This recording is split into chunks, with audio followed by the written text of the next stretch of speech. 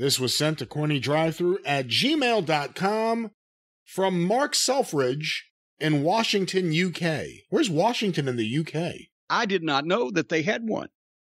Maybe that's not real. Could there really be a Washington? I mean, he defeated the British. Why would they have a Washington over there? Yeah, it seems that would be like us fucking said, well, I guess we do have a bunch of towns named after British kings, including the one I live in. Hi, Jim and Brian.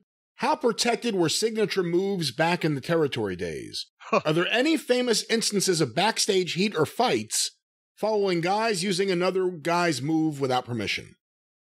Yes, well, I mean, there's been plenty of backstage chatter and talk about that. I'm off the top of my head, I don't know that anybody ever came to blows over somebody using the other guy's finish, but yes, they were protected. And no, the booker would explain to you when you came in a territory. Well, first he'd ask, what's your finish? Well, if it was a finish that somebody else was doing, or in the case of the Tennessee territory or someplace where the pile driver was illegal, if a guy came out, I do the pile driver. Well, not here, you don't.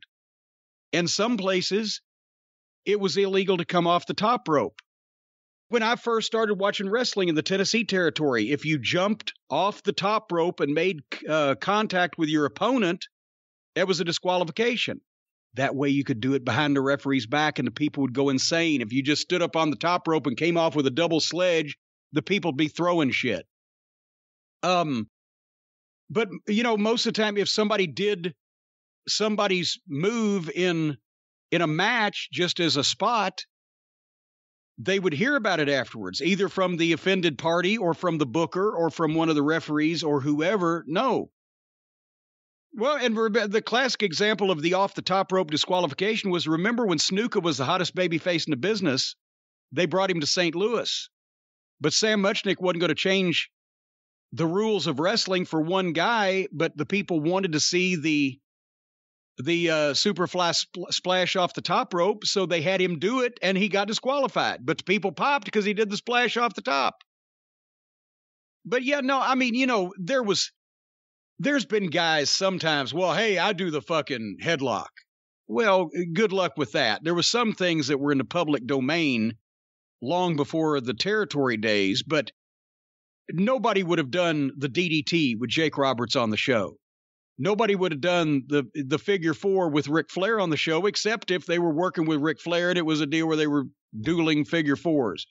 Or like in the case of when they brought Buddy Landell in, the whole thing was to point him to a match with Ric Flair when they were in the same territory. So they were doing the same things. But unless it was two guys headed for a program that were doing the same move, no, you didn't see that. And I mean, now you can't help it. Everybody does every move they've ever heard of or done or seen or learned how to do in every match.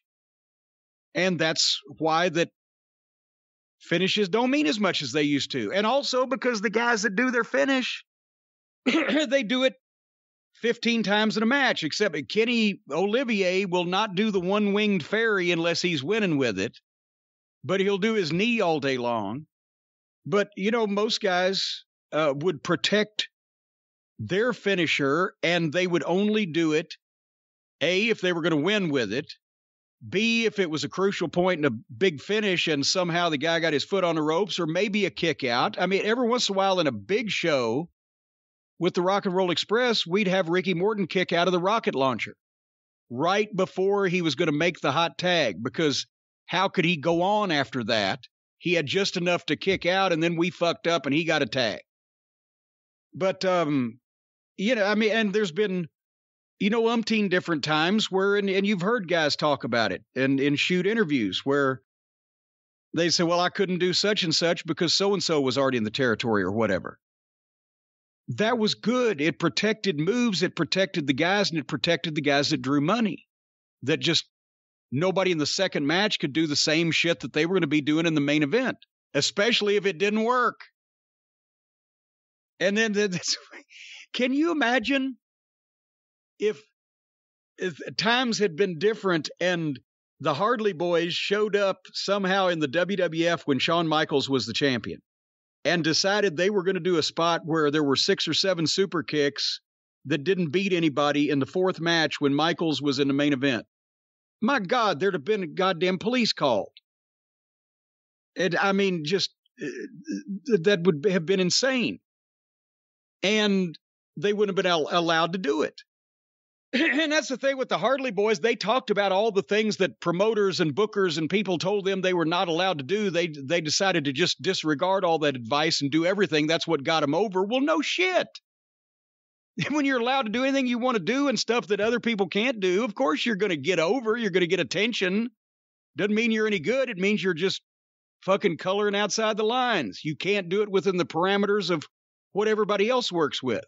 So, but that's why they were ostracized and or not used by people until they, had the opportunity to join with their little clique and get over in Japan and get, marks with money interested in them.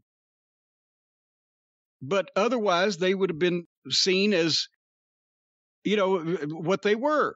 They're small guys that are going to be on the middle of the card and do some fucking baby-facey shit. That was pretty much in a traditional wrestling promotion. That was the ceiling for those guys.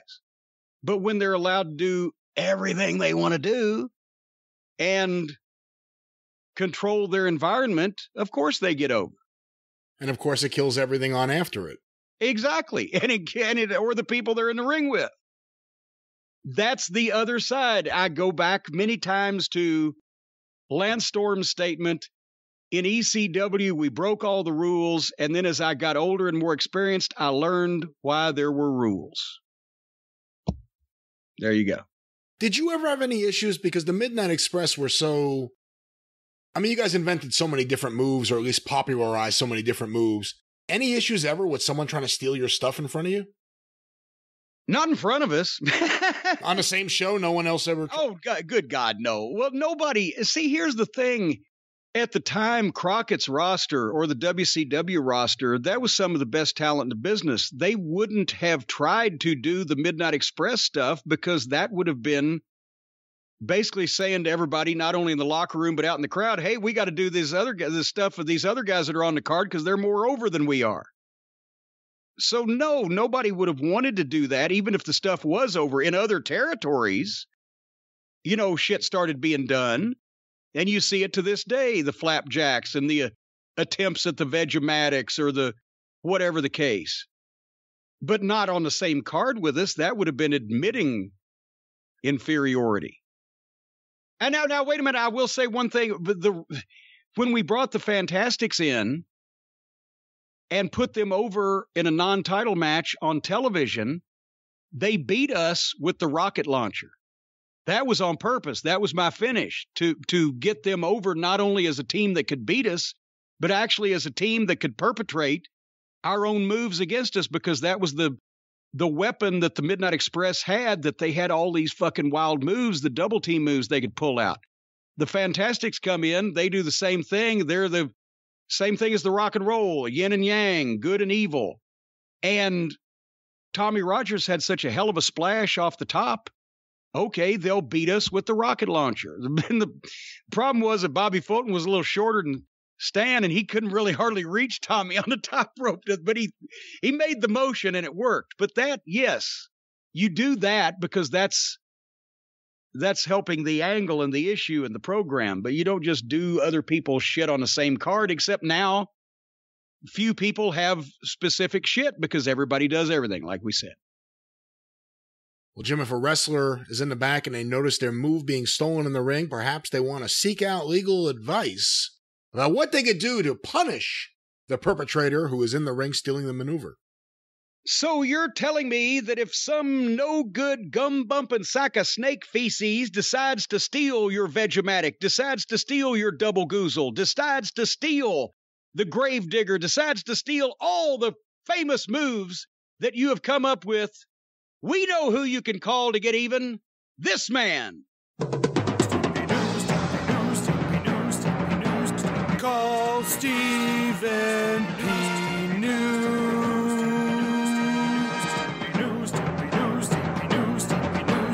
If you need to sue.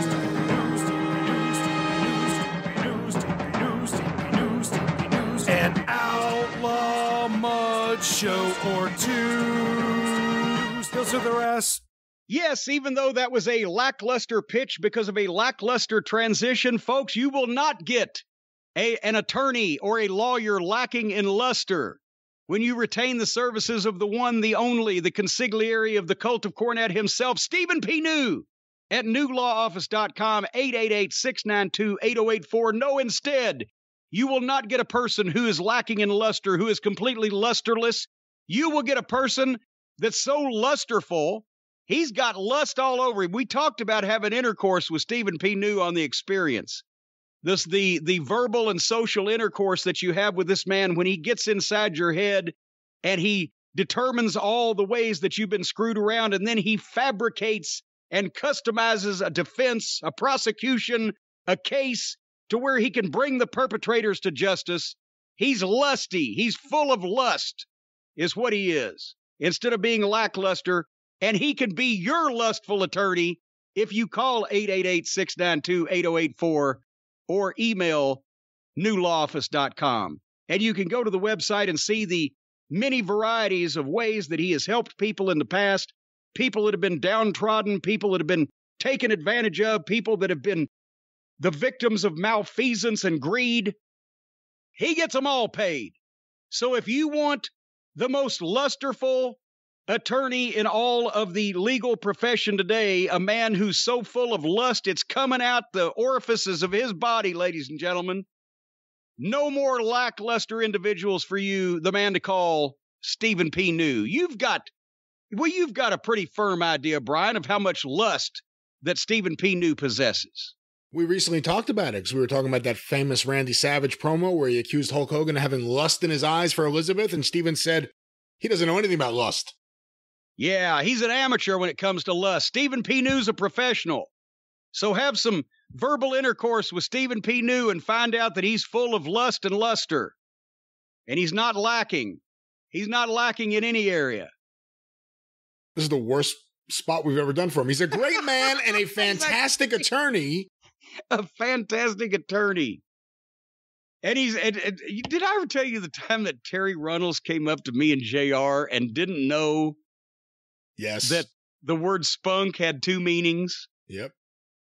We said, that boy, I'll tell you what, that Marlena, she's a spunky girl, full of spunk.